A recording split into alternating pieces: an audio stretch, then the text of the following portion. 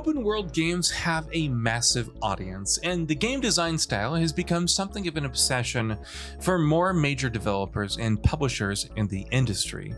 And it's not hard to see why. There's a sizable audience out there that, above all else, values things like content, scale, immersion, and longevity, and those are the areas that open world games excel in more than any other type of games. The good ones, anyways. As great as a well-made open world game can be though, there are some annoying traps that most of them consistently fall into, even the best ones, that can be frustrating to experience.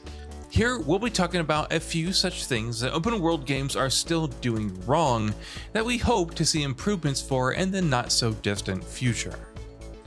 Bloat.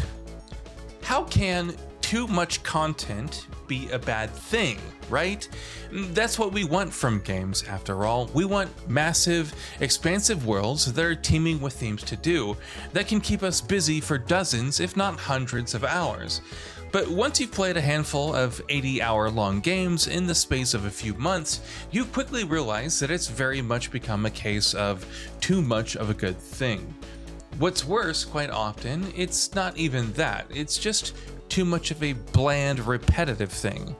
Bloat has become an increasingly common issue in open world games these days, with Ubisoft games like the newer Assassin's Creed entries, Ghost Recon Breakpoint, and Far Cry 6 being particularly egregious offenders.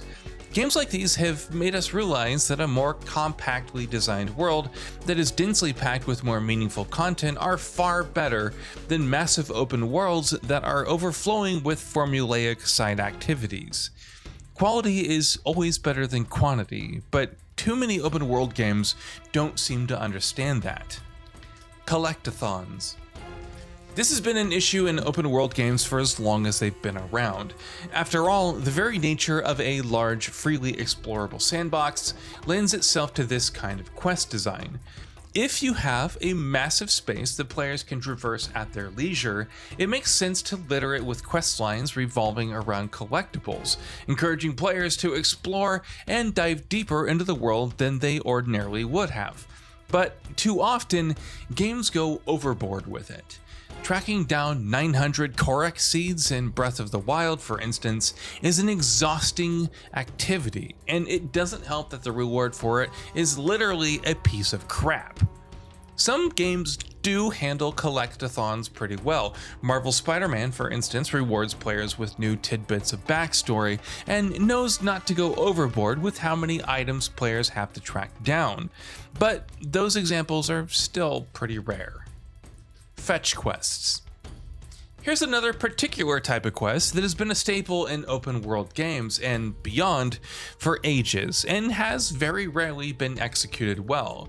Massive open world RPGs in particular are guilty of relying on fetch quests far too often, especially when it comes to side quests, and they're almost never enjoyable.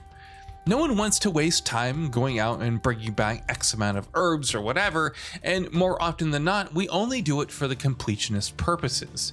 And that's not to say fetch quests can never be done right.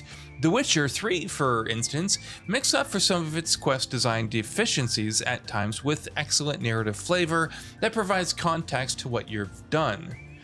But such games, sadly, are the exception, not the rule.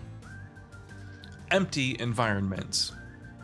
All too often, people confuse this criticism with barren worlds, so let's clear that up right away. A barren world can still be an excellent sandbox. Open worlds like Breath of the Wild, Fallout 4 are barren by design, but they're not empty. They're not lacking in engaging content and interesting things for players to seek out and activities to tackle. Empty worlds like the one in Metal Gear Solid 5: The Phantom Pain don't have that going for them. You have a lot of real estate to traverse, but really, that's very little that's motivating you to truly go all in on that. Lack of environmental variety. Environmental variety is crucial in any game, but especially so in the open world kind. When you're spending this much time playing a single game, you wanted to keep things fresh, to keep introducing new elements to stave off monotony and repetition.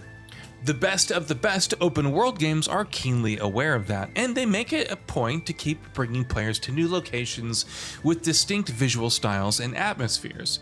Some open world games, though, end up underestimating the importance of environmental variety, and their worlds end up suffering as a result. And when you're in a world that ends up feeling drab and monotonous after you've been in it for a couple dozen hours, your experience of the game also suffers.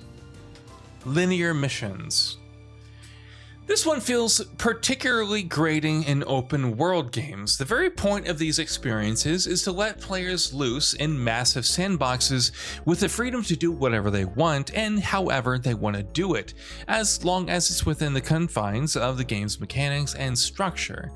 But sometimes, even the best open world games end up underutilizing that strength by putting players in highly scripted and linear missions that demand that things are done in a very specific way. Rockstar's games have been guilty of this quite often, where you'll often fail a mission even if you go slightly outside the bounds of its heavily scripted nature, even though you should, by the game's own logic, be able to do things differently from how the game prescribes it. Long loading times. With the newer hardware developers have at their disposal, thankfully, this has become, and will continue to become, much less common. But these issues have cropped up recently enough to still be fresh in our memories. Hardware constraints have often meant that loading into open world games can take torturously long, while developers have also had to break up their worlds into several smaller sections rather than them being a single, seamless map, which means there's even more loading. In such situations, even if the load times aren't terribly long, regularly being faced with loading screens can often be immersion breaking. Encumberance. Encumbrance is a mechanic that makes complete sense on paper, but it shouldn't exist. It's just no fun, quite the opposite in fact. It's actively annoying to the extent where it can hurt your enjoyment of a game, even if it's for the briefest of moments. Developers never want to make games that are completely authentic because games are, after all, about escaping to a different reality and having fun, and not dealing with the mundane annoyances that complete authenticity would go hand in hand with. And it's surprising that many developers don't realize that the same principle applies to encumbrance mechanics. Having to slowly crawl through Skyrim's open world to get to some place because all of the stuff in your inventory is too valuable to let go of, yeah, that's not fun. Weird fast travel mechanics. Quite often, traversal mechanics in games are so enjoyable that you don't even use fast travel mechanics too often at all. Games like Marvel's Spider-Man, Miles Morales, or Forza Horizon are perfect examples of that, but that's not always the case. Sometimes, like in Grand Theft Auto 5 or Red Dead Redemption 2, that kind of traversal isn't the point. And yet, it's exactly those games that have the most winded, asinine fast travel mechanics of all time. GTA 5, for instance, has you jumping through hoops just so you can take a taxi to a specific part of the map. It's the opposite of quick and convenient, which is exactly what fast travel needs to be. Brain-dead NPCs. When you're playing in an open world, you want to be completely immersed in it. You want that world to feel like it's a living, breathing place, and a big part of that is being surrounded by NPCs that feel like real people, or close enough to real people at least. Games like Red Dead Redemption 2 excel at stuff like that, and they're significantly better for it. But then you have games like Cyberpunk 2077, where the NPCs you see milling around the world are governed by completely brain-dead AI. Their listless activities and the ridiculous ways they react to things happening around them completely break the illusion and take you right out of the experience. And with that, we've reached the end of this video. Have anything to say? Let us know in the comments below. Also, we upload new videos every day on Gaming Bolt, so please consider subscribing as it really helps us out. Thanks for watching.